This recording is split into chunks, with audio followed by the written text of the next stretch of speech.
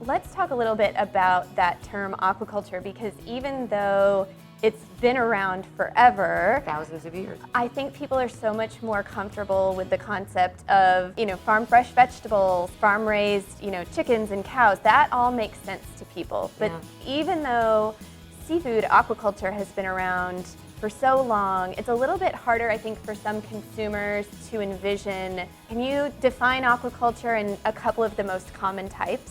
You're absolutely right. We've got the iconic vision of farmer in the barn and the cow and the chickens. And we have the iconic vision of the fisherman and the yellow slicker. So we have not done a good job in telling that story.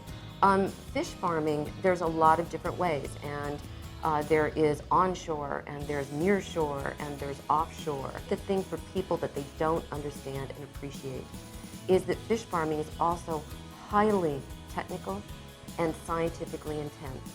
So I think we've got to get the face of the fish farmer out there, because these are incredibly intense operations and really environmentally astute and scientifically dependent.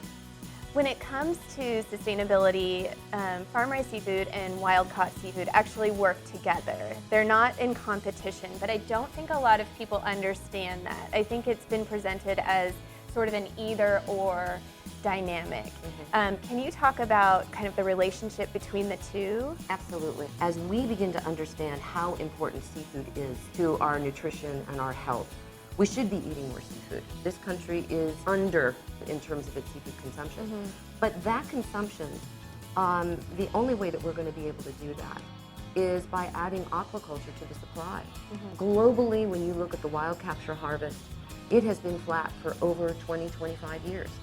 The extra amount of seafood, it's going to come from aquaculture.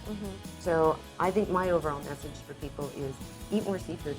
I do still see even healthcare professionals sometimes recommending maybe wild-caught exclusively over farm-raised. I think there's some misinformation about the nutrition value, and that there may be some meaningful difference between the two when in fact there's not. There's not. And I really hope we can get the nutritionists and the doctors to start thinking bigger.